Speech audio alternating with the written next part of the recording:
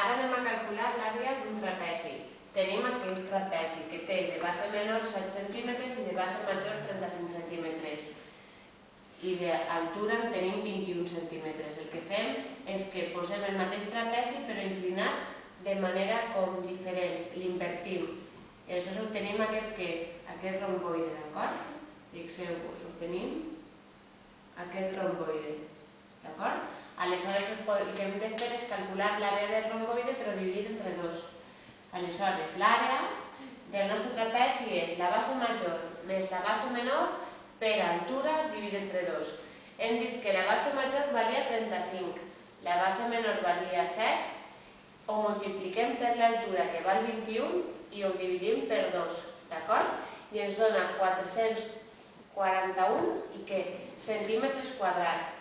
Per què? Perquè estem calculant àrea.